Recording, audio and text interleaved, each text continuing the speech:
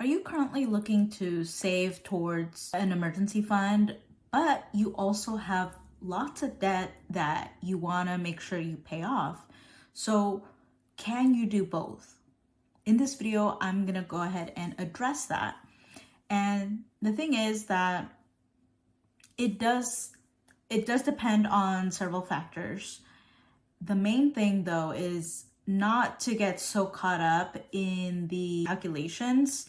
Like there's the math of trying to find balance, but then there's also how does it feel to you? Because if having debt for a certain amount of time doesn't really stress you out, then maybe that's not such a big priority to tackle all your debt at this moment, and you can start saving for an emergency fund.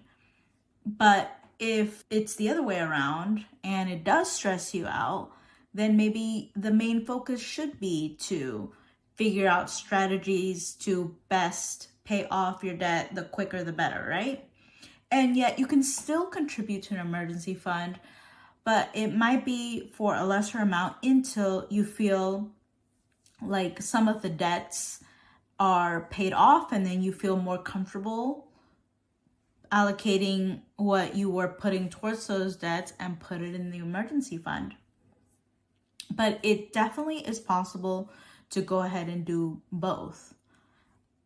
I'm going to talk to you through some things that you need to consider as you make this decision. So the very first thing is, what's your current financial situation? Figuring out not just what your debts are, but what do you have in your savings account? How is your spending day to day, and how does it fluctuate throughout either 3 months, 6 months, that sort of thing? That's the kind of thing I get into in my money clarity session. So if that's something that you want to dig into a little bit more, see the link in the description and schedule a free call today. But that's one of the very first things that I feel is super important to get started with. The next thing to consider is, check out, once you have all your debts, what are the high interest debt? What are the low interest debt? And prioritize them. Try to see, what do you want to tackle first, or in what order do you want to tackle the debt? Another thing to consider is the size of your emergency fund. What is that ultimate goal that you're trying to get to? And really, what is going to determine the size of your emergency fund really depends on you. So I see so much out there, 3 to 6 months, but don't let that be like a hard rule for yourself. Maybe you might feel better like me and my husband do, having 12-month emergency. It is very specific to each person. And so that might determine how much you're willing to save each month to build that up, and then how soon you want that to be available to you. That's also something to consider. Another thing to note when it comes to emergency fund, I know it's typically you have that money in a savings account, right? It's probably not the best rate of return compared to maybe if you invested in the stock market, but that's the kind of thing you want to weigh the opportunity cost. If you have this much in your emergency fund, then I might be missing out on this much of gains if I were to invest it in the stock market.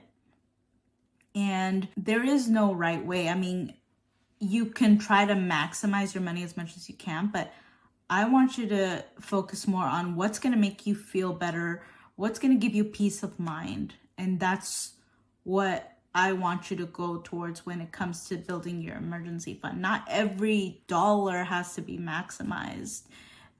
So if you're thinking, oh, maybe I should put more in the stock market, I mean, what are your options? Do the calculations and see what works best for you. Ultimately, there's no one size fits all answer. If you go through some of the things that I had you consider, it can get you a little bit closer on where and how you can find balance between the two. And like I mentioned before, trying to figure out if you contribute this much in debt, then that leaves this much for savings, and vice versa. So trying to see what the scenarios, how do those play out, not just right now in the current moment, but maybe how does that affect you a year from now, or by the end of this year? How does it look? And are you happy with that? Are you feeling like you're making progress? Are you feeling peace of mind? The goal is to have your money work for you, finding that balance and trying to figure out what's the best for you, not what anybody else thinks is the best, is what's most important. If you're ready to do this kind of work and to navigate through this decision, I'd be happy to work with you. Just schedule a free call with me and then we can get started.